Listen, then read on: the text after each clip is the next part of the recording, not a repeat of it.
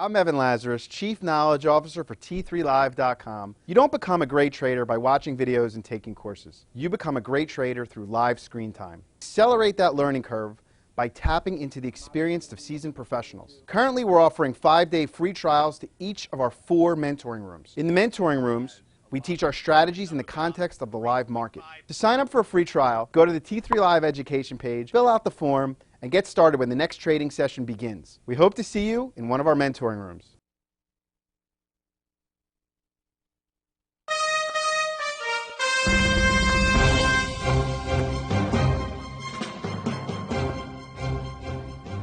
Good morning. My name is Scott Redler. Who am I? I'm the Chief Strategic Officer of T3Live.com. And I'm Brittany Umar, and together we bring you Morning Call. So some red arrows around the world this morning as the correction continues. Our futures, however, slightly positive, and some headlines are attributing that to Home Depot being up more than 3% on its decent results, and as well as the oversold nature of this market. I think a lot of guys like myself would have liked down 6 to 8 handles when I woke up this morning, and I'm like, ooh, look at Europe down almost 1% and change. Nikkei down 2.6%. The Jakarta down like 22% now year to date. Let's take a look at our pre-market. In pre-market, the futures were basically flat and down a little bit. And then Home Depot came out, I think Best Buy, and then, just put it all together, and now the futures are up. So real quickly, take a look at the chart of the spiders. It'll be interesting because, we have this upper range with the left shoulder, the head, the right shoulder. We broke below it.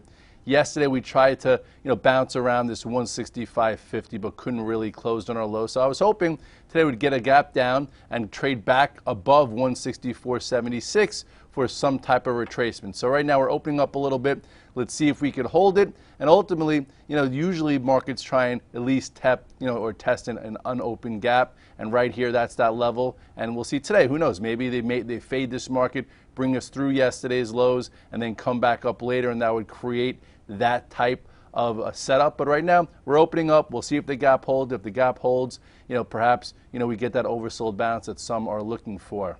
And there's always the issue of rates, which seem to be backing off this morning. The TBTs closed very overbought yesterday and are down this morning. So perhaps a pullback in rates is what could help give us that oversold bounce. Yes, and that's exactly what we were trying to talk about yesterday. In the virtual trade floor, we have a lot of people talking about potential setups or situations. And yesterday we were like, okay, TBTs are very extended. So if they happen to pull back tomorrow, which is today, that could help the spiders that were very heavy yesterday, or the S&P. So you look at the TBTs and you'll see, look at the size of the move that this had, okay, with rates approaching 3% on the 10-year. Well, anyway, this was your gap up to start the move, and then it's been trending, holding the 21-day this entire time. And then look at this last extension. Okay, right now we're extended from the 8-day, the 21-day, so it's overbought. With that said, talked about entries and exits mattering. So if you wanted to sell some yesterday, fine. If you wanted to close that drawer and not look at it, okay. But some guys even looked for a cute short. Well, anyway, I'd love to see a pullback to at least, the 8-day moving average, maybe even let the 21-day catch up, and that could be a new entry. And if we do pull back on the TBTs, chances are that means rates are easing off, and that could help, some of the oversold bounces in some of the other indices like the S&P and the home builders and some of those key areas. So what if we took a longer term look at, say, the SPX and take these worries about this pullback and sort of put them in perspective here? Okay, well, if you want to just take a longer term look, which is the reason why a lot of people are skeptical, because they look at how many new highs we've had, or these trends for the past few years since those 2009 lows. So you want to take a little walk through memory lane and look here. You'll see first, let's take a little closer up look. You take the SPX. This is all that we've seen so far. It feels like people are getting so worried. Look at the trend. This is the trend that started in September, which we're not even near yet. Okay, that trend gets tested somewhere around 1630 if we get there, and that's just this, of elevated trend. You want to go back to this one, okay, which comes in, closer to 550. That's even a more macro trend, okay, which still would be fine in the overall scheme of things. So right now, this has basically been nothing. This is just, this little ascending channel that got resolved to the downside for intermediate traders like myself that try and create alpha or P&L. So with that said, here is one resistance or support, in the 21-day that held before. That comes around 1630. If we were to stay above 1630, okay, and hold this, in my opinion, I think we make new highs in the year. The only reason or way I don't think we make new highs in the year is if we broke and closed below 1630, And if that were the case, then maybe we see 1550. So that's kind of what I'm thinking for my year-end composure. And then if you want to take a look at the monthly chart, we've talked about this many times. How did this move happen? How did this rally happen? Remember this? Remember the double top that we had in the markets that we reclaimed or resolved to the upside? That's how I came up with 1700. Okay, this was that decade-long channel that we maneuvered, and here was the last part of it with your red dog reversal low. You had a higher low, all the way up till finally breaking and resolving the double top. So you could even see at some point it would be sort of healthy, I guess, if you had a retest of this area before continuing, but we'll see. That's the long-term nature of things. And lastly, people start to figure out, or they try to declare equities dead. They just didn't realize that. Look at this move you had in the roaring 80s, okay? Then the go-go 90s. So that's a huge move. So just like a stock, it needs to consolidate, and that's what took place during the decade of fear, the decade of, unfortunately, 9/11, and then you had Iraq, and then you had the financial crisis. So during that entire period, if you sold here, okay, and did, just say you sold there and you didn't get back, how'd you do? Or just say you even sold here, okay, and got rid of all this pain and didn't get back, how did you do? That's why you need to have a macro, intermediate, and active time frame depending on how you want to approach it. But ultimately, I would go with the macro longer term, and then if you're looking to approach the market like a pro and use T3 Live and use a lot of your resources, I think you can create a lot of alpha during a time period like this. Right, and that also helps put those fears in perspective a little bit. Even the Mayans said the world would end. They joined the fear-mongering party, and we're here. Right, exactly. Doomsday, what doomsday? All right, well, there are a select group of stocks that continue to show strength. We're going to go in the trenches with trades on traders' radars right after this quick commercial break. I'm Mark Sperling, Director of Trading with T3 Trading Group and contributor to T3 Live. Do you trade on your own, but you wish you enjoyed the benefits of a large trading floor? With the T3 Live virtual trading floor, we deliver that experience to you on your computer. On the VTF, you can follow the long and short positions of experienced professional traders like myself, Scott Redler, and others, and listen to our live radio stations as we navigate the markets. In addition, you get the added value of a large community of sophisticated and like-minded traders. Your membership to the virtual trading floor also includes access to our two very popular newsletter products, Off the Charts and the Price Point Sheet at no additional cost. In my opinion, joining the room will be the best trading decision you will ever make. I would like to invite you to begin your membership with a 7-day free trial. To get started, visit t3live.com and click on the Virtual Trading Floor tab. Have a great day, and I look forward to seeing you in the VTF. We're back and going in the trenches with stocks on traders' radars. And perhaps the stock showing the most strength right now is Facebook. It held in well during the afternoon pullback in the market yesterday, upgraded after the close. Is it time to take some profits? Take profits. I think it's just setting up for another move. I feel like we just had a little bit of a consolidation after that huge move from earnings. A few things to see, to learn from in this chart is how you could approach something like a Facebook, a new issue with an exciting future, but had to prove itself. You look at the chart here of Facebook, look at this beautiful cup and handle pattern. I know it takes time to build, and sometimes I try to be a little forward-looking. If you do so, you have to take a little bit more pain. But here was that cup, and here was the handle. And I know I talked about potentially this being the breakout right here. And if you just say you want to remove this chart a little bit right here, this does look like, hold on, this looked like this could have been the handle. Okay, but oh my goodness, I'm sorry guys, it didn't happen as fast as everyone would have thought. The handle got extended because earnings weren't ready to kick in. So when earnings kicked in, then you had your move. So you had to be prepared with it. You could have just accumulated it during this descending channel, or you could have waited for that impulse or that igniting bar that happened after earnings here, or even when it cleared this resistance, which was right around 132. So now you look at it. Nice little bull flag. This is another pattern, okay? You want to get rid of, this, so you just want to see like a bull flag pattern. Okay, we're trying, I'm trying to be fancy here so you can see different patterns within patterns.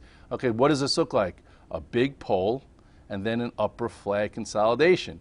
And it's holding the top 20% of it, so that's showing you strength during a market correction.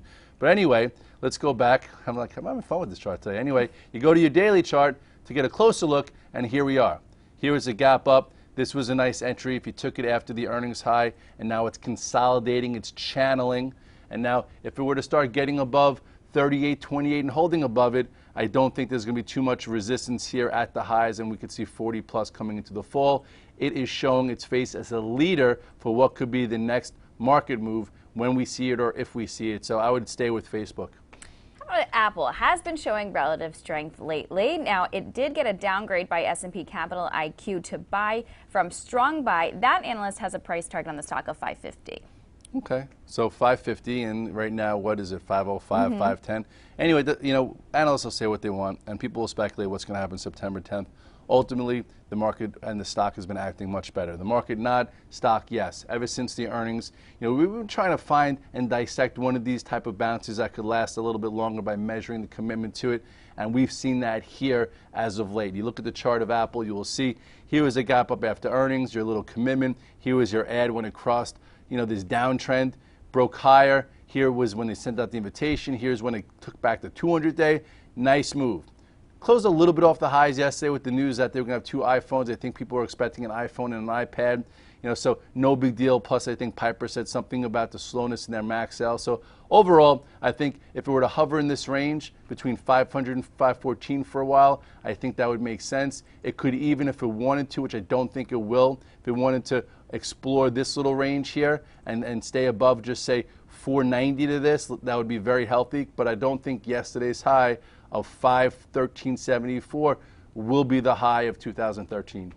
And Tesla also acting well. A positive report out this morning, helping to lift the stock at last check up about 2%. And that's a good last check, just like they checked the safetiness of the car and a rank tie. But ultimately, this stock did what it's been doing for the past 6-7 months, holding the 21-day moving average. Now, I've tried to tell individuals out there that some of the biggest winners in the stock market start off as new issues, have high valuations and high PEs, and grow into them. So what you want to follow is the trend, and you want to make sure that trend stays intact so the complexion doesn't change. And if you look at Tesla, you will see the trend has not changed. Here, starting from 2 quarters ago when it ignited, above this recent base, it's been following the 21-day. Look at this, touched it right here, bounced off, had a nice accelerated move.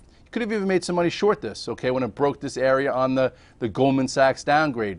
Broke below the 21-day. Oh my God, something changed. It changed for a day. Then you had your red dog reversal. It came up, it consolidated again, and then continued. Here was your gap up after earnings.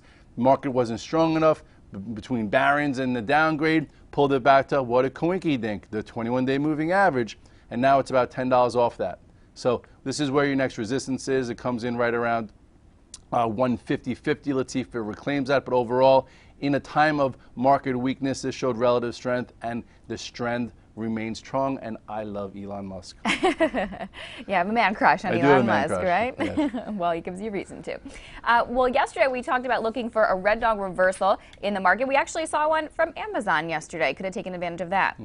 Yeah, and it had some strength before the site went down. And ultimately, what you want to do when stocks are pulling in, you want to look at past levels. So I was like, let's take a look at the 2013 prior 52-week high. And if you look here at Amazon, you will see that was 285. 285 going across. So it tried to do it yesterday, didn't have enough juice, but some people tried it, made a little cash flow, and now this is your point of reference, this 283.49. Okay, anytime a stock has a breakout failure like it did on earnings, where it gapped above and then couldn't hold it, that's your sell signal. That's a time to take some risk off. And then it also, once it went below 300, so if you got out of it on this or here or even here, okay, you have the luxury of playing it here. And I do think that, if we do see an oversold bounce in the market, no reason why it can't test this, situation here around 290.60 or even get as high as 294. Something to watch for today.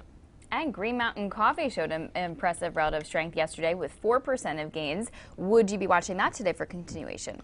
This is one of the few stocks that are near 2013 highs with a long base. I like that.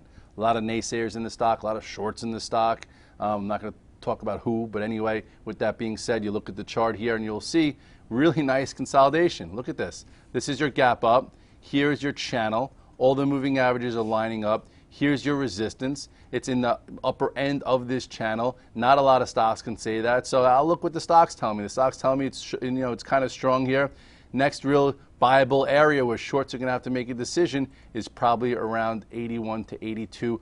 I do have one of these coffee makers, and I love it. Do you have one at home? I have a Keurig, and I have Green Mountain coffee all the time. I like it too. Okay, so we're kind of smart.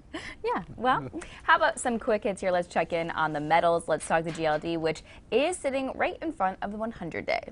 Yes, and this has had a very nice move. It's flagging. The question is, will this flag be tight and can it go quickly? For me, I'm not in gold right now. I took my trade, but I'm watching it, out of the corner of one of my eyes. That's lazy, that moves here and there. But anyway, with that said, you look here at the chart and you will see that, last time we got involved for a juicy trade was when it cleared, this area. You had 130 as resistance. You had this downtrend line.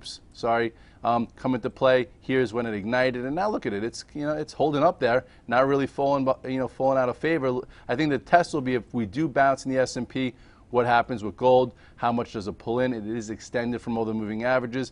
I would think that if the bulls really want to keep this in the game and keep people excited about it, they don't let the GLDs come much or close much below this 130 area. But ultimately, nice bull flag again, and I guess if it were to get above 130.327, it can continue sooner than later. How about silver? What are the levels to watch in silver? Silver's kind of shiny. It outpaced gold. If you do remember here, this was your igniting point there. If you bought it and said, I'm not selling it unless it breaks the lows, it never broke those lows there. Then you had this descending channel here, which it broke above. And since then, it's been, it's been on fire, so to speak. And now it's holding in tight. The question is, does it hold in this tight for a few more sessions? And if it does, chances are you could buy it again above 22.59. But I would think that if the market does bounce a bit, this could pull in a little bit more to retest this area. So I'm not in silver either. But ultimately, it does seem like at some point, this metal move could fill this gap here and head towards the 200-day. But for me, I think the meat and potatoes of this move, is behind us. And now the question is your commitment level to the metals. All right, well, and turning to news, we do have retail names reporting today as well as FOMC minutes tomorrow, 2 p.m. Right. What will you be focusing on as you begin the trading session today? Again, I was hoping for a bit of a down open, okay, but we talked yesterday about this is a spot probably to cover shorts because we've come in a lot, but not necessarily sure you could dive in and buy. So today, down 8-9 handles would have been easy, but life's never easy, is it? So with that said, futures are up. I think 3 to 4 handles. This morning I did nibble on some spiders. I didn't come in long them, so I have spiders and Facebook, and I was hoping to get more longs as things went from negative to positive, but a lot of things are starting positive. So with that said, we'll see if they try and pressure the market in the first hour, and if they can't pressure in the first hour, we're going to have to pay up a little bit, so the trade will just be a little bit different. But ultimately, I don't know how much upside we're going to have here in the markets. That's why I wanted a down move. So what you want to do is you want to draw a line here, okay? Right here, this is 166.21. So if the market wanted to rally back to this little area, that's what I would call the quick bounce. If it were to get above this, then your next area is the moving averages and the gap. So this would be a spot that, the bulls could play in. But then ultimately, if the bears want to step up and have more downside to come, they won't let the bulls fill too much of this gap. But overall, it's a long day ahead of us. We still have sessions. I would not be running out and doing too much. Let the market come to you. And that's your morning call for this Tuesday. Happy trading. Have a great day.